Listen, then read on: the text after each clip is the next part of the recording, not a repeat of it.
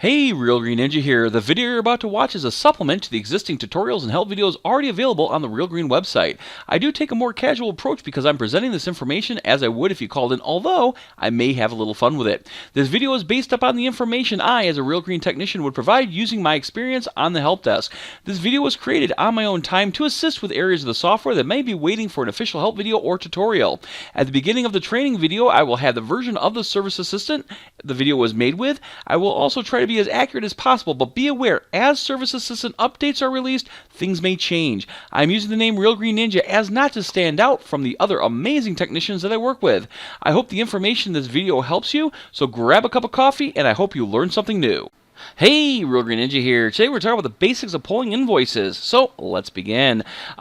Even though it's called invoices, you might not actually be printing out an invoice. You might be calling it pulling work. Some people call it pulling tickets. Again, different people have different terminology, but for the most part, this is pulling a list of jobs that you plan for your technician to do, and then also the order that you want them to do it in. So before I actually go to the invoice screen, I want to talk a little bit about the customer job screen. So we're going to go ahead and pull up a customer here. Give me a second. There we go. Pull up a customer here, and you'll see he has a couple programs, sorry, he has a program, he has a repeating special, like the lawn mowing. He also has a couple services that have been completed. But again, the reason I want to bring them up is because there's going to be certain fields on this screen as well as on the job screens that are going to influence whether or not their work's going to get pulled up. So let's go ahead and go into the lawn care program here, the fertilizer program. Let's scoot that over, and I'll open up the mowing program. Now, you notice on both these screens, we have a route and a day code. These are important because these are one of the things that you can use to filter which work you want to pull for the day. They also have a last service date. All right. So again, if you're pulling something based on days since last service, this is the date that it's going to look at. If you're pulling something based on schedule date, this is the date it's going to look at. All right. So again, depending on what kind of work you pull, like usually with fertilization, people don't use schedule dates. With lawn mowing, they do. All right. Again, different companies have different setups. I've seen some people have schedule dates for their fertilization programs or their programs. Again, I never question or argue. I just explain, well, usually this is how I see it, but we'll try to make it work for you. All right. So as I was saying, so these screens, there are going to be fields that are important. So let's go ahead and minimize them. There we go. Now, when you're ready to pull your invoices, you're going to hit the Invoice button here at the top. Give it a few moments. There we go. Now, anytime I come into a screen like this, and I'm not quite sure how it was set up before, one thing I like to do is go to Reports and Clear Current Report Criteria. What it's going to do is it's going to reset this screen back to its default settings. And the reason that's important because any one of these things, one of these checkboxes can make a difference on whether or not that customer's job shows up on your list. Let's start at the top here. You'll see we have company branch. Obviously, if you have multiple branches in the system, you select which one you want, or you can hit select from list and then say, oh, we want all of them, or if any branch that's in the system. You can also select the market region if you have them set up. Again, my system, I don't have them set up because it's not something I need. Usually markets, regions, territories, stuff like that is when you have a large company that has multiple branches. You don't want them competing with each other, and you assign territories and so on and so forth. But again, that's a whole nother video. I'm not going to get too much into it right now. You also have service year. This is what year that job is part of. So again, you'll see this is service year 2015. So again, if you're trying to pull invoices and it's set for 2014, it would not pull this person's work because these are in the 2015 service year. So again, like I was saying, those things can matter. Now there is an option called non-service year, which actually makes it so it doesn't have a service year, and then it pretty much kind of defaults the service year to whatever the schedule or done date is. Again, I do plan to do another video and talk about non-service year jobs and stuff like that, but again, that's another video. We have 4 different sales messages we can potentially have. The way it works is when you set up a sales message, which again I do plan to do another video for, you're going to go through and select what message you want. Now some of them might be trying to sell something. So for example, I might be trying to sell a Lime application. Well, because I'm trying to sell a Lime application, if the customer already has it, I don't want to necessarily try to sell them something I already have. So I'm going to say, okay, I want maybe grub control. And then I want something over here, maybe CAW. Hey, pay your bills online. So again, if they have the service or program that, so actually, let's do perimeter pest. There we go. If they have the service or program that you that you're trying to sell up here, again, when you tie to that invoice message, it's going to bump to the next one. And if they have both of those, it's going to bump to the third one. If they have all 3 of them, it's going to bump to the last one, which is also why when I do my trainings, I always tell people, make that last one generic. You don't want to have something like this because if they have all 4 of those products or all 4 of those services, then they're not going to get any sales message. keep it something generic. Hey, like us on Facebook. Hope you're having a great summer. Say congratulations to Becky. Had a baby, that type of thing. Again, keep it something generic so they at least get something. Now, I'm going to go off on a little tangent here because I thought this was a really cool idea, a really cool trick. And I've been telling every single one of my trainings ever since I found out about it. There was one of our customers, one of you guys, that was actually using the sales messages for not specifically to sell a service. And what he did was really cool. Let me get to the point here. What he did is he'd go out in like October, November, December, around the time of year where they're getting rid of all the grills, he'd give them like 50, 90% off or whatever. He'd go out and buy like a $400 or $500 grill for maybe $100. He'd put it in his garage, he'd cover it up, he'd protect the box and everything like that. Then, on his first round's service, or first round's invoices, he would have a sales message saying, hey, if you prepay for your remaining services, be entered in the drawing for this brand new grill. Now, he then wasn't offering any discount. He wasn't saying, hey, get a prepay 5% off. He was saying, hey, if you pay for the rest of your services, if you give me your money, you increase my revenue stream so I can go out and buy new equipment or whatever, I'm going to go through and put you in a drawing for a brand new grill. All right? People started sending him money because they wanted that chance to win the grill. Then, once he had his drawing or whatever, it might have been maybe after round 2 or round 3, whatever the next round was that after the drawing, he would then have a sales message saying, hey, say congratulations to Tom Jones, winner of the brand new grill, and so on and so forth. Better luck next year. All right? So his customers sent him money. So he had revenue, so he could maybe buy replacement equipment or something like that. He wasn't giving any discounts, so he's still getting the same amount of money he'd be getting anyways.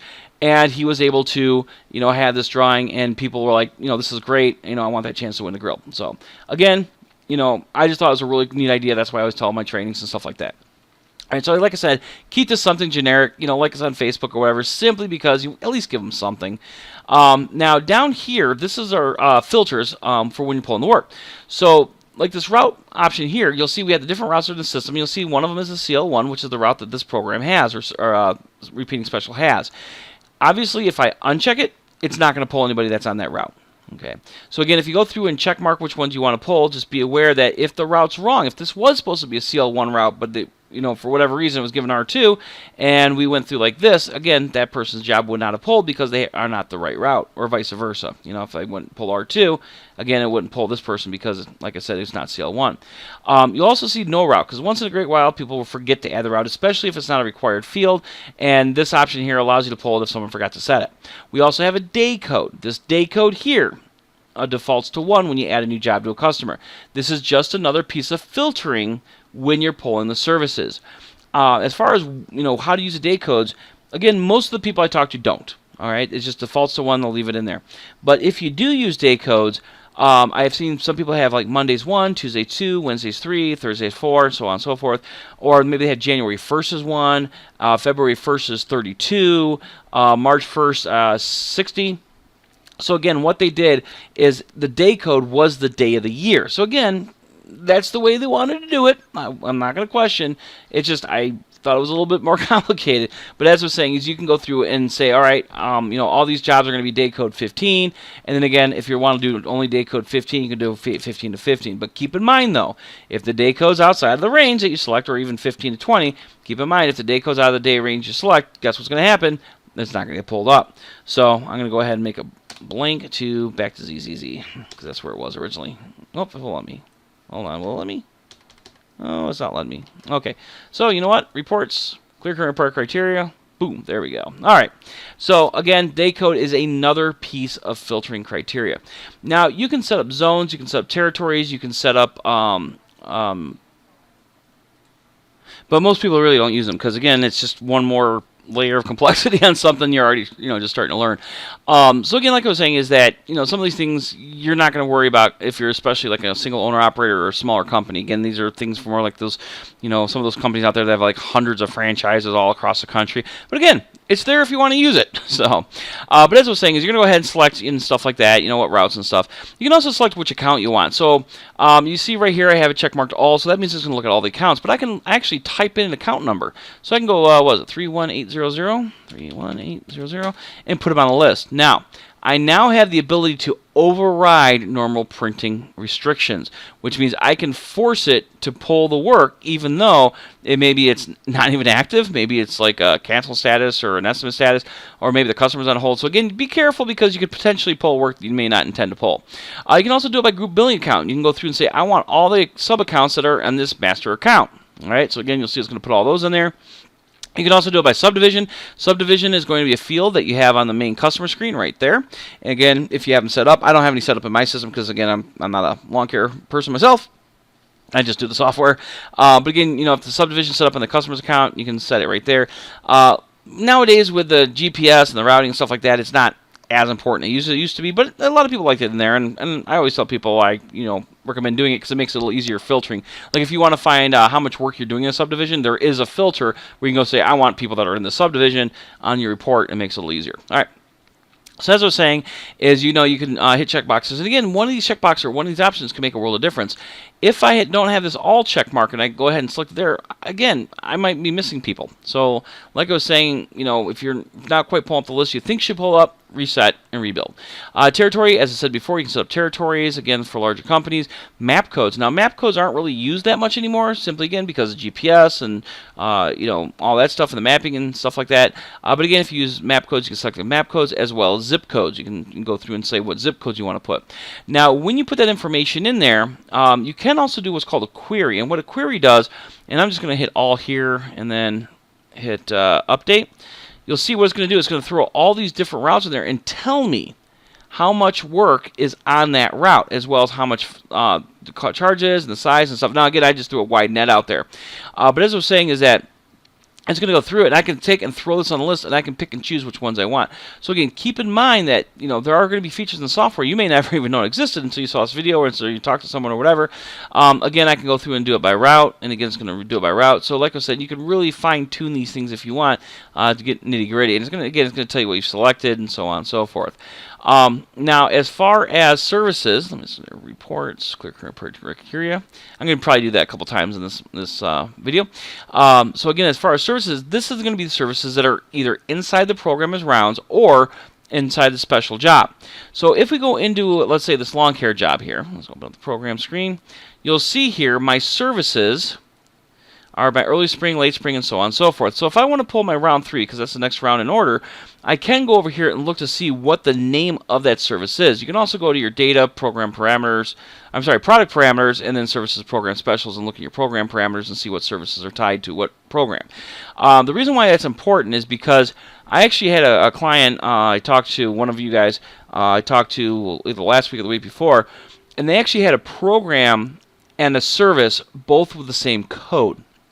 So when they added the work to the customer's account, they added, I think it was EMB for Emerald Ash Borer, they added the EMB program to that customer.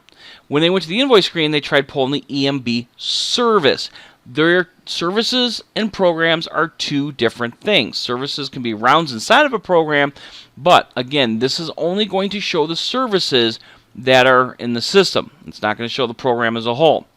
Well, in their program, the round was actually something that the code was actually like SL1 or SI1 or something like that. So again, they would want to have pulled the SI1 or SL1 service, but because they had the same code for the program, the service was causing confusion. So again, I always tell people kind of watch out for those codes. All right. So let's go ahead and set this for round 3, okay? And again, I'm going to leave here, I'm going to leave those, out. I'm going to have all the routes and stuff selected and stuff like that. Now, you can also say, I only want to look at what are in programs. And again, these are only going to show rounds that are inside of a program. You can say, I only want to look at things that are marked as being a special. I can look at both of them. It's going to put them all on there. Or I can say I only want to look at service calls. Unfortunately, there's special jobs and then service calls. Unfortunately, I think it unchecked my round 3. Yes, it did. So go ahead and check mark. There we go. Of course, you can also hit all or none or whatever. You can also go and pull up, a particular type of program, okay, round. So again, I can go through and say, all right, I want to pull like this here, and you'll see I'm actually selecting those rounds that are in that program. So again, you'll see I'm selecting them. So again, there's a lot of really cool little, nooks and crannies that a lot of people don't know about that like to show them as I come across them. And I learn, show them when it's appropriate. So again, you set what services you're going to be pulling. Now this here is going to choose how it's sorted out when you initially pull the list. Now again, if you use things like sequence numbers in your services, you can tell it to do it by route, date code, sequence number. So you might have CL1, date code 1, sequence number 10, or 20, 30, 40, so on and so forth. It's going to put them in that order. Now you can also do it by territory, map code, schedule if you're using the scheduler. You'll throw it on there. Again, there's different things in here that you can tell how to do the primary sort as well as the secondary sort. But those sorts really don't matter if you're using the globe, because when you put those push pins on the globe with either mapping assistant or routing assistant, it's then going to put them in the order that you tell it to put it in based upon either that most optimized route or if you shuffle things around. So again, this is just the initial when you go to pull the list. All right. Now, you can also choose by customer type, residential versus commercial, or you can do both of them. You might have a larger truck for commercial properties simply because it holds more fertilizer or whatever. So again, you can say I only want to pull commercial jobs for today because I'm using a bigger truck. Again, you can set it for both. Down here are the different print products that are available. Again, I'll talk a little bit about how the different print products are available a little bit later on. But again, we have things like the invoices. This is what you print out and leave at the job site. You have a driver's report and or worksheet. These are ones you would print out, give to your technicians. They don't leave anything at the job site, but it's going to give them a list of the stops in the order they're in. You can also do diagrams and documents if you have diagrams and documents and have it selected to link or to print out when you're printing out invoices. You can also do schedule, and again, we'll talk a little bit about schedule later, and we also have what's called a call-ahead list. Okay, the call-ahead list is only going to be people that have call-ahead reasons. All right, you can also print out maps if you have mapping assistant and routing assistant. Now, again, this is one of those things that not a lot of people use because they can see the initial map and they might have like the mobile live tablet or they have their own GPS, they'll program it in, stuff like that. But again, you can print out maps if you want to. You can even tell it to do early views. You can say, hey, I want to see any jobs that are, 5 days, out from the criteria I set, just to see if I'm in the neighborhood, maybe I'll just go ahead and throw them into, onto my route as well. And again, this will influence what gets pulled.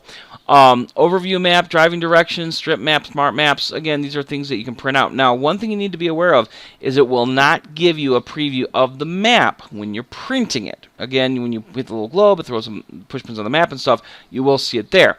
But when you actually go to print it, it's unfortunately not going to show you a preview of the map.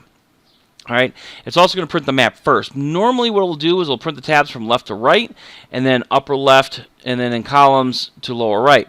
Maps, again, is different. It will print the maps first, so be aware of that when you're loading the paper in the printer. All right, property value. You can do a property valuation. I did do a crash course on how to do property valuations. You may want to check it out. Usually done around mid-season, kind of get an idea of how the lawn's responding to the chemicals you're applying. Again, you can print them out when you print out your invoices, and then you post them in production like you normally do. Again, I did a video on that.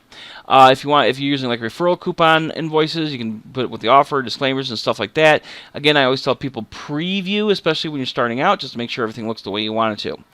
You can also do what's called an info upsell letter, and you can also do what are called nature notes. Info upsell letter might be something you want to print out to your customers. Again, it will print out as a separate batch, so you'll have to, give both stacks to your technicians, and you'll have to make sure to give the right letter to the right person. But it could be something like, hey, we're starting to offer pet waste removal. If you or a friend has pets and, they'd like us to remove the waste or whatever, give us a call and we can talk about it. Nature notes, again, these are going to be like little strip things. I think there's 3 on a page, regular letter size, which you can print out and then leave in with the invoice. And it'll be something like, hey, now's the time to make sure you water your lawn or something like that. Again, it's just some little note you want to leave to that customer. Again, preview. And I do plan to do separate videos for those ones eventually down the road. I haven't done any yet, though. All right, now, once you have all your criteria, now you can choose based on day since last service or schedule date. Again, it's another filter on what you want to pull up. Now, when you do day since last service, what it's going to do, it's going to look at the number of days and say, hey, have they had a service since recently? All right. So, for example, if I say 30 days, what it's going to do, it's going to look at this last service date and it's going to say, hey, has it been at least 30 days since the service before we go out and pull the next round? All right. If it has, it will pull it on the list. If it hasn't, It won't. All right. Now, a nice cool thing I found out probably about 3 months in, no one ever told me about it, that if you adjust the service date, or if you do date since last service, it's going to tell you that date here. All right. So if I go through and I do 45, you'll see it's now 4/2. So if the last service date is after 4/2, after April 2nd, like this one is, it would not pull it. It would have to be before this date for it to be able to pull it. All right. Again, you can put your date since last service. If I do 15, yes, now it would, because it has been less than or more than 15 days since the last service for this customer. All right. Now, another one you can do is schedule date. Schedule date, you're going to select a date range. You're going to say, I want people that are scheduled between the 17th and, oh, my little thing went off to the side there. There you go, on the 23rd. And it would have to have a schedule date. Again, most of the time with fertilization, people don't use schedule dates. But with things like lawn mowing, they do. So in order for me to pull the job, that would have to have a schedule date that falls between this date range. All right. Again, usually special jobs or repeating specials like lawn mowing or whatever, they use schedule dates. Again, I did a crash course on how to do lawn mowing, so you may want to take a look at that, and I go into a little bit of detail on that. But as I was saying, is you can either do latest since last service or schedule date. I'm going to go ahead and just leave that number of days blank. Now, you also have a filter that says only services that can be done on any day, and then Sunday through Saturday, and select which one you want. What this looks at is it looks at this right here. All right, so if you have a schedule parameter set up on the job, it's going to say, oh, Monday's check marked. We have it set for Monday. Okay, yeah, we're good to pull this person's service if, again, assuming all the other criteria is set. If we said Tuesday, it wouldn't, because, again, his Tuesday is not check marked. So these check marks is what influences how this right here works. All right, so I'm going to go ahead and set it for any day. Once you have all your criteria set up, you're going to hit Get Invoices. It's going to show you a list of all the work that meets that criteria. Again, if you come up on the list and you say, hey, wait a minute, there should be more than 2 customers on there. Again, I always tell people, reports, and clear current report criteria. Now, I know there's only supposed to be 2 customers because, again, I'm just using garbage data. So, but as I was saying is, there's supposed to be 2 customers in here. Or, maybe I might pull round 2. Maybe it's because I haven't done round 2 for people. There we go. See, now I did round 2 and round 3. Again, you'll see it's pulling up those customers here, because maybe I'm at the very tail end of round 2 and at the very beginning of round 3. And I want to catch those people towards the end there. All right. So again, you have your work on here, and then what you can do is you hit this little globe. When you hit the little globe, again, this is if you have Mapping or Routing Assistant. Remember that. It's going to go ahead and put all those stops on as push pins on the map. It's going to have a black square for your company office, or for your location, your depot address, or as I call it. Again, mine is garbage data. I put them all in the same neighborhood, and that's why it's like right next door. But as I was saying, is we're going to scroll out a little bit. Now, I do plan to do a video on how to use the routing assistant and all the different features and stuff on it. I don't have mapping assistant because I don't have MapPoint installed, but for now I'm just going to go basically with what we're doing for the routing for the invoices. So what you're going to do is you're going to hit this little icon right here, which is a shape selecting, where you can draw a random shape, or you can hit the little square here and then draw your shape. If you need to move around, hit the little plus minus, or the little arrow, north, south, east, west arrow thing, and it'll let you then move it around. If you want to select an individual one, you can actually click it and select an individual one on my route here. I'm going to hit this little optimize button. It's going to shuffle them, and this is the order that it finds most efficient. Once you have your stops and everything in here, whatever's check marked is what's going to be check marked on that invoice screen in this order when I go back to my invoice screen. So, for example, if I take Joe Perry here and I actually hold him and drag him up here and make him the first stop, he's going to be the first stop that's check marked. All right. Or if I uncheck him, if I remove him by hitting the little selection tool here, hitting that, remove him from the list, he's not going to be check marked when I go back to the screen. So again, whatever's listed here, those are the people that are going to be check marked in that order. All right. Again, I do plan to do one on routing assistant. I don't think I've done a run on routing assistant yet. Maybe I have. I'm not sure. But again, let's go ahead and go back to the screen. So once I get all my routes and stops I want to do for the day, I get this X here. It's going to tell me it's not optimized. Why? Because I move stuff around. I'm going to go ahead and hit yes. It's going to optimize the route, and boom. There again, the ones that were on the list are the ones that are going to be there. And because I optimized it, put them in the most efficient order. Then, once you have your stops and everything you want to do, again, you're going to select your print products. Again, I'm going to go through and select a whole bunch of them here. It's up to you to decide what you want to print out. But like I said, I want to show you previews of them, and then we'll talk a little bit more about when you would print what. So if you do a preview here, this is going to be the invoices first. Like I said, though, if you did maps, it'd print the map first. I'll ask you where the printer was. But again, this would be the invoice. I do plan to do a video on the anatomy of an invoice, tell you the different fields and what they affect, and so on and so forth. But again, right now, this is the invoice you'd print out. Again, it's going to be in the order of the stops. When we close the preview, again, because I'm doing previews, showing the preview, obviously, but when you hit print, it's going to ask you what printer you want to send it to. Different people, some people have different printers set up for different things. Some people, they need to swap their paper out because it gives you the opportunity to change the paper or select a different printer between each of these print products you're printing out. So when I close this, you'll see it comes up with the next preview. Again, if I was printing, it would pop up the printer asking me which printer to send it to. All right, so you'll see here we have driver's report. It's going to show you, again, the information about the customer. Now, invoices you leave at the customer's property. Driver's reports and worksheets you don't. All right. Again, these are not intended to be left at the customer's property. This is just a checklist of what work needs to be completed. All right. So you'll see here it's going to have the work in here. Your driver can check it off as they complete the work. They can put conditions, so on and so forth. They can write notes. If you want flag codes and stuff to show up, again, that information is going to show up. If they have a call ahead reason, it's going to be a big lettering, so you call ahead and whatever the reason was that you have set. And then, of course, down here they have information they can fill in. Now, you may not want your technicians to know what the value of this work is or what the balances your customers have. So you can do what's called a worksheet. So again, this is a driver's report. We can do what's called a worksheet. A worksheet is going to be pretty much the same thing, except for it does not have that pricing information. All right. So again, if you don't want your crews to know what the value of the work is, then you can do a worksheet. All right. Now we can also do what's called a schedule. Now the reason you might want to print out a schedule is, let's say you give your stack of invoices to your technician, and maybe later in the day one of your customers calls up and says, "Hey, when's this technician going to be at my house?" Well, if you print out a schedule, you can leave a copy of that schedule at the office. All right, and then that way your receptionist or whoever took the phone call, or whatever, say, "Hold on, let me contact the technician, or let me see where he is, and I'll call you back and let you know when he should be there." So if you have the live truck tracking with mobile live and all that stuff, that makes it a lot easier because you see exactly where he is. I'm not trying to plug it, but it's a really nice feature there. So again, if let's say you call the technician up, he goes, "Oh, I'm at 57314 Hanover Road." He might turn around and say, "Okay, well,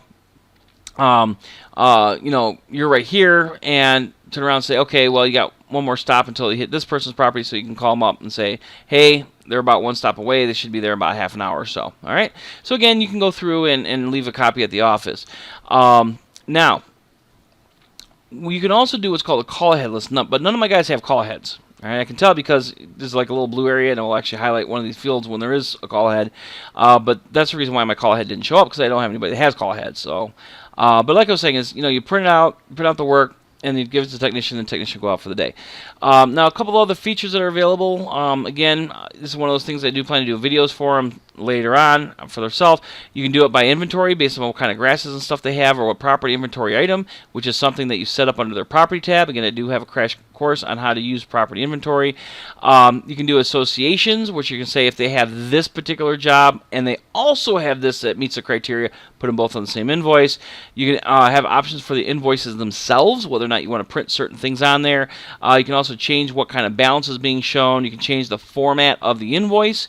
Also, you can tell if you want to print the chemicals that are being applied just on the driver's portion of the invoice, on the customer portion, or on both portions, or not at all. Again, you can override the parameters for credit hold and stuff like that. But you'll notice these parameters here are pretty much the same parameters that you set up on your general setup. So if I go to Data, Company Parameters, General Setup, you'll see in this first tab here, Aging Statements, Invoices. Again, these are the settings. If you do not want your employees to be able to change these things on the fly, you can tell it to disable override. You can also tell it to disable association. They won't be able to do associations. So again, when I do my reports, clear current report criteria, no matter what I have selected here, this is what it's going to be reset to. All right. So again, if there is going forward, you say, I want to show only remit balances going forward, make sure to also do it for your general setup setting, so that way when it resets, it gets reset back to what you guys actually want it to be. So I hope this helped. I hope this clarified some things, maybe gives you guys some help, and you guys have yourself a wonderful day.